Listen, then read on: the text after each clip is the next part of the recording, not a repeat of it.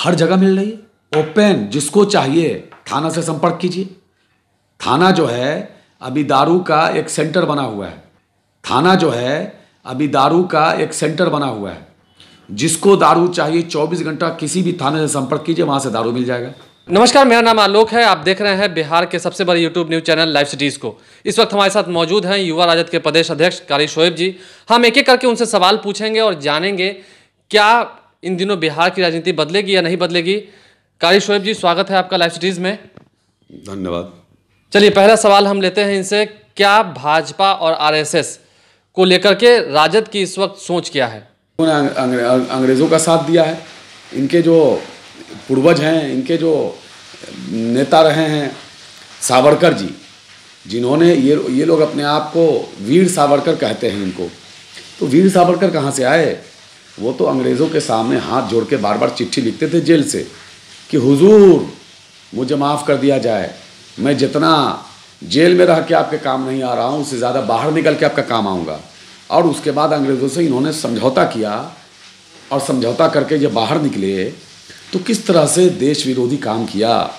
और सुभाष चंद्र बोस जो जापान के फौज के साथ मिलकर अंग्रेज़ों के ख़िलाफ़ एक लड़ाई लड़ रहे थे, सुभाष चंद्र बोस के ख़िलाफ़ वीर सावरकर जो अपने आप को कहते हैं, जो मैं वीर नहीं कहता, ये सावरकर जो थे, सावरकर जी इन लोगों के साथ, जो इन लोगों के नेता थे, ये इन लोग अपने लोगों के साथ मिल करके हिंदुस्तानियों के ख़िलाफ़ और जो आज़ादी के लिए लड़ाई लड़ रहे थे गांधी जी के लोग, और गांधी जी के साथ जो लोग लड़ाई लड़ रहे थे उसमें अल्पसंख्यक समाज के लोग, दलित समाज के लोग, आदिवासी समाज के लोग, इन लोगों के ख़िलाफ़ अंग्रेज़ों के साथ खड़े होकर के साजिश करते रहे, लगातार परेशान किया। तो ये लोग तो शुरू से देश विरोधी हैं।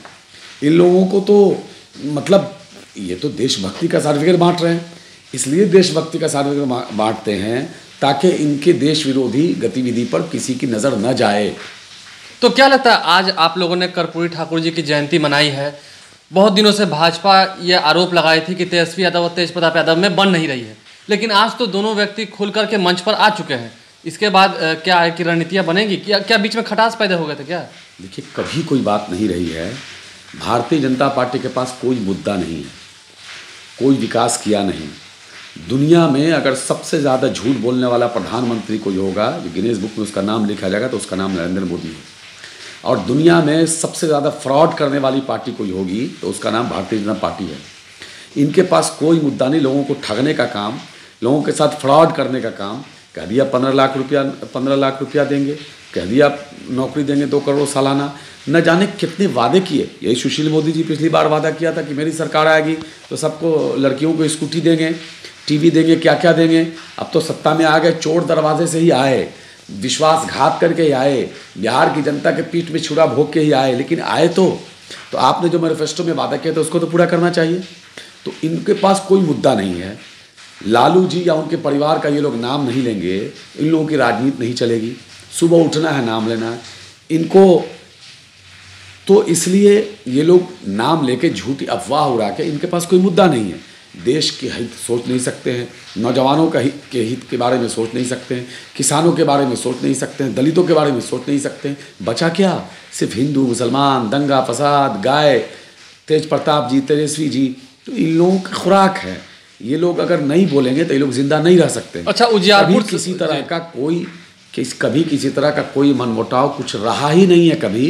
इन लोगों के ऐसी जो मोहब्बत भाइयों में है, मैं ईश्वर से प्रार्थना करता हूँ कि ऐसी मोहब्बत हर हिंदुस्तानी भाइयों में दे दे तो देश हमारा बहुत आगे निकल जाएगा। अच्छा, कुछ दिन पहले उजियारपुर से सांसद हैं नित्यानंद राय, उन्होंने चैलेंज किया है उपेंद्र कुशवाहा को और तेजस्वी यादव को कि हिम्मत है तो उजियारपुर से लड़के दिखाइए। नित्यानंद राय जी खुद हाशिए पे हैं। वो तो खुद राजद में आना चाहते थे, उनको लग गया था कि हम हारने वाले हैं, लेकिन भारतीय जनता पार्टी ने बोला कि उनको अध्यक्ष बना दिया। अब उसके बाद बना दिया, लेकिन बनाने के बाद इतनी बुरी तरह से हार भी गए और लगातार वो बहुत ख़राब परफॉर्मेंस कर रहे हैं। लेकिन अभी तो वो सांसद हैं उजियारपुर से। सांसद हैं तो हैं। अरे भाई, उस वक्त चूँकि वोट बट गया और जुमला जो भारतीय जनता पार्टी की तरफ से आया तो हमारा नौजवान साथी जो भाई है वो भटक गया, जो जुमले में आके फंस के वोट दे दिया। अब तो पूरा देश समझ रहा है ना, नित्यानंद राय भी समझ रहे हैं कि हम नहीं जीतेंगे। तो इस तरह की बात बोल करके वो एक पब्लिसिटी करना चाहते हैं अपना, क्योंकि कहा नहीं कि भाजपा के पास कोई मुद्दा नहीं है, कोई बात नहीं है। वो विकास की बात करते, वो ज़रा सा पेपर में आना ही था तो उनको बताना चाहिए कि उन्होंने जयपुर में क्या क्या विकास किया। एक अदना सा वर्कर से वो नहीं जीत सकते हैं। अच्छा, आज कर्पूरी ठाकुर जी की जयंती है, कल सुभाष चंद्र बोस की जयंती थी। कल सुभाष चंद्र बोस की जयंती थी, लेकिन कल ही भाजपा ने कर्पूरी ठाकुर जी का जयंती भी मना लिया है और आज जदयू ने और राजद ने मना है। क्या कोई हड़बड़ाहट लग रही है भाजपा में जयंती मनाने को लेकर भी? हड़बड़ाहट इसलिए है कि शर्मा रहे हैं, ये फेस नहीं कर सकते हैं।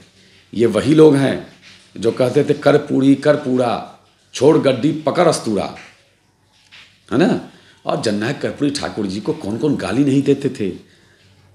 वो जो आरक्षण की बात कहाँ से आई, मैं अगला शब्द नहीं बोलना चाहता कि क्या गाली बोला था इन लोगों ने।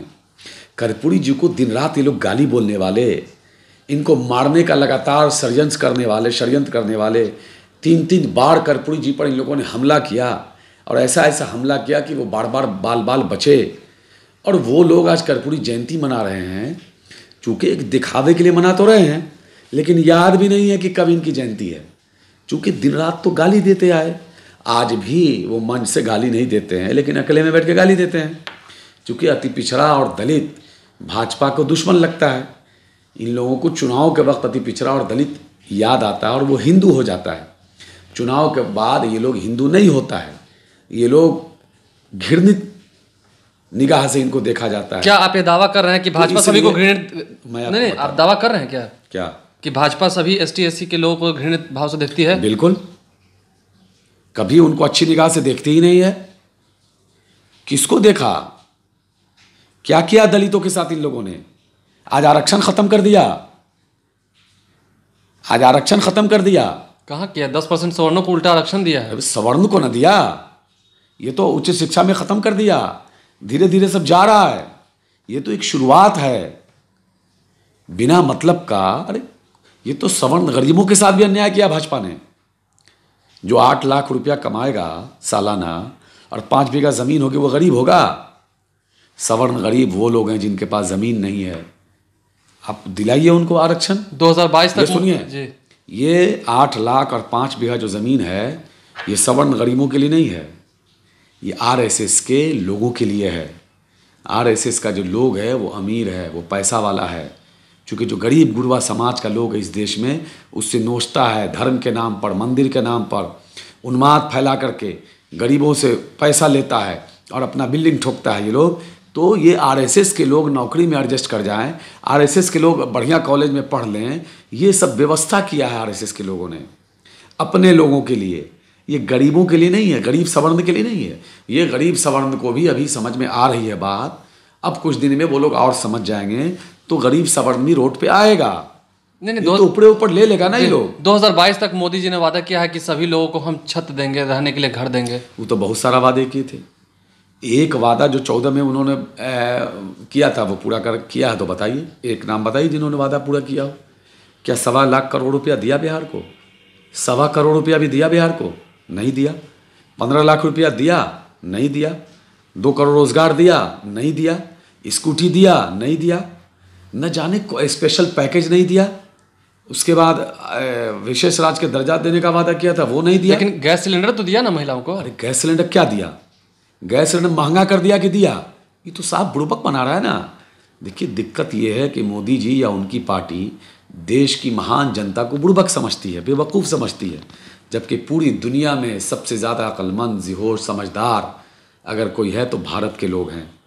भारत के यही लोग अंग्रेज़ों के छक्के छुड़ा देने का काम किए, अंग्रेज़ों को दांत खट्टा कर दिया। और ऐसे लोगों को आप बुड़बक समझ रहे हो? नहीं, हमारे देश की जनता, जो भारत के लोग हैं, ये लोग सेंटिमेंटल लोग हैं, ये लोग प्यार करने वाले लोग हैं। तुरंत आपकी बात को मान लेते हैं। अच्छा, कि सही बोल रहा है। आज लोग समझ जाता है तो बढ़िया से जवाब दे रहा है। आज उपेंद्र कुशवाहा ने ट्वीट करके कहा है कि ये जो डबल इंजन की सरकार है ये थेथर है। क्या ये मर्यादित बयान है? सही कहा है क्या उपेंद्र कुशवाहा ने? एकदम सही कहा है। सही कहा है, बिल्कुल सही कहा। मैं उनका समर्थन करता हूँ। क्या गलत कहा? थेथर किसको कहते हैं? थेथर किसको कहते हैं? बचपन में हम लोग पढ़ते थे तो झगड़ा लड़ाई होता था तो उसको कोई मारता था तो कहता था अब मार के देखता। अब मार के देखता। अरे भाई, ये सरकार नीतीश कुमार जी ने कहा था कि मिट्टी में मिल जाएंगे लेकिन भाजपा से हाथ नहीं मिलाएंगे। आप मिट्टी में तो नहीं मिले अभी तक, कब मिलेगा वो बताइए। भाजपा से हाथ मिला लिया, रोज़ाना हत्या करवा रहे हैं, अपहरण करवा रहे हैं, बलात्कार करवा रहे हैं, हमारी बच्चियों का बलात्कार हो रहा है। भाजपा के लोगों को ये समझ में नहीं आ रही है कि वो भी हिंदू है। 32 बच्चियों का बलात्कार होता है मुजफ्फरपुर में, प्रधानमंत्री का एक ट्वीट नहीं आ रहा है। सुशील मोदी जी का जो छपास मियाँ है, इनका एक ट्वीट नहीं आ रहा है। भारतीय जनता पार्टी के लोग एक ट्वीट नहीं कर रहे हैं, एक बयान नहीं दे रहे हैं। क्या वह हिंदू लड़की नहीं है? पटना के शेल्टर होम में बलात्कार होता है, वह हिंदू लड़की नहीं है? गया में बलात्कार होता है, वह हिंदू नहीं है? कहाँ चारों तरफ पूरे बिहार में जो बलात्कार हो रहा है, हत्या हो रही है, वो हिंदू नहीं है? अरे यार, तुम तो सबसे बड़े हिंदू विरोधी हो। हिंदू धर्म को बदनाम कर दिया भाजपा के लोगों ने। हिंदू धर्म, सनातन धर्म इतना बेहतरीन धर्म है, भगवान राम का मानने वाला, वो मर्यादा पुरुषोत्तम भगवान राम का मानने वाला, आज वो बदनाम हो रहा है सब जगह। मर्यादा पुरुषोत्तम को पढ़ने वाले लोग या जानने वाले लोग क्या क्या क्या आज यही दिन देखना चाहते हैं?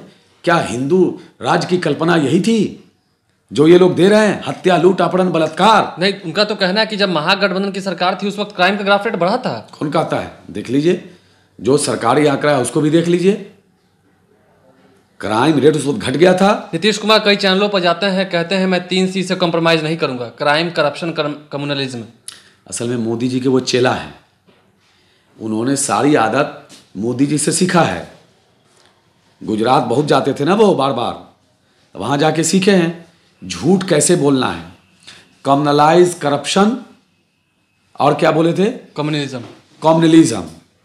बिहार में सबसे ज़्यादा है, 40 घोटाला हो चुका, ये करप्शन है। दारू से मतलब थाने से दारू बिक रहा है। अच्छा, एक छोटा सवाल, क्या बिहार में इस वक्त शराब मिल रही है? आप इस बात की पुष्टि कर रहे हैं? बिल्कुल। कहाँ मिल रही है? हर जगह मिल रही है, ओपन। जिसको चाहिए थाना से संपर्क कीजिए। थाना जो है अभी दारू का एक सेंटर बना हुआ है, जिसको दारू चाहिए 24 घंटा किसी भी थाने से संपर्क कीजिए, वहां से दारू मिल जाएगा। ये आप क्राइम देख लीजिए, ये तो करप्शन का मैंने बताया। क्राइम, खुद भाजपा के गवर्नर रहे, जो भाजपा के नेता थे, बाद में बिहार के गवर्नर हुए, कश्मीर में गए, वो कश्मीर में रह के बिहार में आए और आके यहाँ बोल के गए कश्मीर से ज़्यादा मर्डर और क्राइम बिहार में होता है। सत्यपाल मलिक की बात कर रहे हैं। सत्यपाल मलिक जी ने कहा, भाजपा के गवर्नर हैं। तो क्राइम का पोल खुल गया, कम्युनलिज्म, करप्शन का पोल खुल गया। कम्युनलिज्म जाके देख लीजिए, औरंगाबाद में दिन दहाड़े खुलेआम लोगों की दुकानें जला दी जाती हैं, घरों को जला दिया जाता है और एक समुदाय विशेष को लोगों को ही पकड़ के अंदर कर दिया जाता है। और जो भी दंगाई है वो आज भी खुलेआम घूम रहे हैं। वहाँ के MP खुलेआम बैठ के कहते हैं कि कौन माई का लाल हम लोग को पकड़ने की हिम्मत रखता है, ये मेरी सरकार है, मैं जो चाहूँगा वो करूँगा। पुलिस पर दबाव बनाता है और कोई दंगाई पर कोई किसी तरह की कोई कार्रवाई नहीं होती है। सीतामढ़ी में एक 85 साल के बूढ़े को उठा करके, जो नगर निगम का, वहाँ का जो निगम है, नगर परिषद है सीतामढ़ी का, उसका कर्मचारी है, उसका फुटेज मौजूद है, उसको उठा करके पुलिस के सामने आग में डाल दिया जाता है। 150 फीट की दूरी पर वहाँ पर SP का घर होता है और SP नहीं पहुँचते हैं और हज़ारों की संख्या में दंगाई खुलेआम नंगा नाच करते हैं और वहाँ पर सारा बकरी माल जाल, जो बकरी मंडी लगती है, उसको लूट लिया जाता है, दुकानों को लूट लिया जाता है। चाहे वो भागलपुर हो, चाहे वो समस्तीपुर हो, चाहे वो रोसड़ा हो, चाहे वो बिहार के विभिन्न जिलों में, कोई ऐसी जगह नहीं है जहां दंगा फसाद रोजाना नहीं हो रहा है, मॉब लिंचिंग नहीं हो रहा है। मॉब लिंचिंग रोज हो रहा है। कोई भी आदमी सुरक्षित नहीं है। घर से निकलने के बाद वो वापस जाएगा कि नहीं जाएगा, इसकी गारंटी नहीं है। तो ये तो हो गया कम्युनलिज्म। मतलब तीनों की पोल खोल दी है कारी शोएब ने। तीनों खुली किताब है। हम क्या खोल रहे हैं, पूरी जनता इस बात को जान रही है। जनता तो उब चुकी है। अब जनता नीतीश कुमार जी को 1 मिनट भी बर्दाश्त करने को तैयार नहीं है। और सच पूछिए तो भाजपा भी इनको नहीं बर्दाश्त कर रही है। भाजपा टिकाई हुए, जो नरेंद्र मोदी के आगे से इन्होंने थाली छीना था ना, बीजेपी वाली कहता है, मिलता है लोग हमसे, कहीं कहीं मिल जाता है ना, लोग ट्रेन में, कहीं मिल गए, शादी ब्याह में, तो लोग कहता है हमसे कि आप देखिए ना तमाशा, हम पानी पिला के रहेंगे, वो प्लेट का बदला हमको लेना है। जो भोज में प्लेट खींचा था, हाँ, वो बदला लेना है। अब प्लस भारतीय जनता पार्टी जानता है कि ये धोखेबाज आदमी पलटू राम है, कब पलट जाएगा कोई भरोसा नहीं है। तो इन पर किसी को भरोसा नहीं है, न ही बिहार की जनता को भरोसा है, न ही किसी पॉलिटिकल पार्टी को इन पर भरोसा है। ये इन्होंने अपनी विश्वसनीयता जो है वो पूरी तरह से खो दिया है। अब क्या लगता है आने वाले दिनों में जो चुनाव आ रहे हैं, एक आखिरी सवाल आपसे, बीजेपी ने साफ साफ कहा है कि जितनी बौखलाई हुई पार्टियां हैं उन्होंने मिलकर ये गठबंधन बना लिया है और कांग्रेस को आपने अलग कर दिया है। बौखलाई हुई कौन है? अमर्यादित भाषा का इस्तेमाल कौन कर रहा है? नहीं, मीसा भारती ने भी अमर्यादित भाषा का इस्तेमाल किया था। नहीं, रामकृपाल यादव जी को कहा कि हाथ काट देंगे। नहीं, मीसा भारती जी ने कहा था ये कि जिस गरीब ने, दलित ने, पिछड़े ने, अति पिछड़े ने आपको वोट दिया था और आप जा करके वहाँ सवर्ण आरक्षण के लिए जाके वोट गिरा रहे हो, तो जो पाटलिपुत्रा की जनता है और दलित आरक्षण पर आपने एक शब्द नहीं बोला, अति पितरों के साथ अन्याय हो रहा है एक शब्द नहीं बोल रहे हो, दलितों का चमड़ी उधेरा जा रहा है एक शब्द नहीं बोल रहे हो, तो उनके कहने का अर्थ ये था कि जिन लोगों ने आपको वोट दिया था वो लोग आपको नहीं छोड़ेंगे। इसको रामकृपाल जी अपना पलट दिए उधर सिंपैथी लेने के लिए। तो ये सब बिहार की जनता सब समझ रही है। मतलब क्या बौखलाए हुए नहीं है आपकी पार्टी? बौखलाए हुए नहीं है? हम तो खुश हैं क्योंकि देश की जनता ने, जाइए ना गांव में, हम लोग गांव के लोग हैं। ये जो भारतीय जनता पार्टी का लोग है ना, ये लोग 2000 करोड़ की बिल्डिंग में रहता है, राम लल्ला टेंट में है, और अमित शाह और नरेंद्र मोदी का 2000 करोड़ का ऑफिस बनता है भारतीय जनता पार्टी का। कैसे राम भक्त हो यार? अगर आप ईमानदारी से राम भक्त होते तो तब तक अपनी ऑफिस नहीं बनाते, तब तक राम लल्ला का मंदिर नहीं बन जाता, राम लल्ला के ऊपर से टेंट नहीं हट जाता। राम लल्ला टेंट में है और आप बना रहे हो 2000 करोड़ की ऑफिस, और वहाँ पर हाईटेक ऑफिस बना रहे हो 5 स्टार होटल की तरह। राम लल्ला को सिर्फ वोट के लिए यूज़ करते हो, ये तो किसी का नहीं है ना। मतलब क्या तो राम का भी नहीं है, बौखलाए हुए नहीं है, साफ बात। हम लोग खुश हैं क्योंकि देश की जनता तय करके बैठी हुई है कि इनको भगा देना है। 100 सीट नहीं आने वाला है एनडीए को पूरे देश में, भारत में। बिहार में 40 में से खाता नहीं खुलने वाला है ना, इसलिए तो बुखलाए हुए हैं। अभी तक जो लोग सीट क्लियर नहीं कर पाए। नीतीश कुमार भी साथ हैं, क्या बोल? कहाँ क्लियर? नीतीश कुमार जी का तब घुटे खत्म हो गया, 0/0 पे आ गए। उनका कहाँ कुछ है? कहा नहीं, लोगों के बीच में इनकी विश्वसनीयता जो है एकदम खत्म हो गई है। लोग कौन वोट देगा? भाजपा वाला सोच रहा है, जो भाजपा का वोटर है, कि नीतीश कुमार जी को वोट देंगे तो फिर कहीं उधर ना भाग जाएं। चलिए, मन बदलते जा रहे हैं। कारी शोएब थे हमारे साथ, युवा राजद के प्रदेश अध्यक्ष। बहुत सारे आरोप लगाए हैं, थानों में शराब मिलने लगी है, ऐसा दावा भी किया है। साथ साथ ये भी कहा है कि सीटें बिल्कुल नहीं मिलेंगी। बने रहे लाइव सिटीज के साथ। यदि अभी तक आपने हमारे चैनल को सब्सक्राइब नहीं किया है तो जरूर सब्सक्राइब करें। साथ साथ फेसबुक पेज भी लाइक करें ताकि हर छोटी बड़ी खबरों के साथ और ऐसे इंटरव्यूज के साथ हम आपको रूबरू करा सकें। धन्यवाद।